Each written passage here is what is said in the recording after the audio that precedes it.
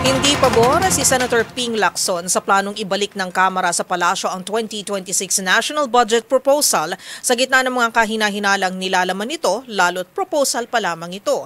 Mungkahin ng mambabatas magsumite ng tinatawag na errata sheet sa DPWH at muli itong ipadaan sa Department of Budget and Management. Narito ang balita ni Raymond Dadpaas.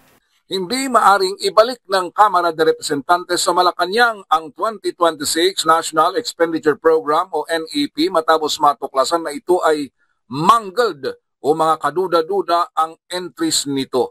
Ito ang paniniwala ni Senador Panfilo Ping Lacson kasunod ng desisyon ng Kamara de Representantes na ibalik ang NEP sa Department of Budget and Management dahil sa mga insertions na isinisisi sa mga congressmen. Para kay Lacson, may mas mainam na opsyon na maaring gawin.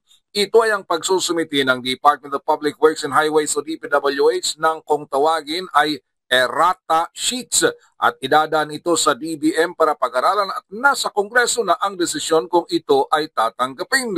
Giit ng Senador, hindi maaring ibalik sa Malacanang ang NEP dahil ito ay budget proposal lamang.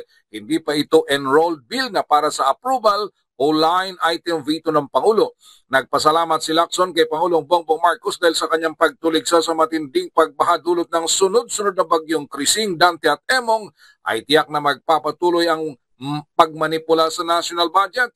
Una nito pinuna ni Lacson at Senador Erwin Tulfo sa NEP ang mga questionabling flood control project na pare-pareho ang halaga sa iisang lugar dahil sa paniniwalang sabwatan ng mga taga-DPWH at ilang mga mambabatas.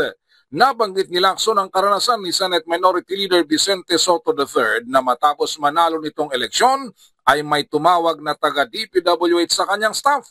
Ayon sa taga-DPWH, maaring magpalista si Soto ng insertions, ngunit ito ay kanyang tinanggihan. Para sa MBC TV Network News, ito si Raymond Dadpaas ng DZRH, una sa Pilipinas, una sa Pilipino.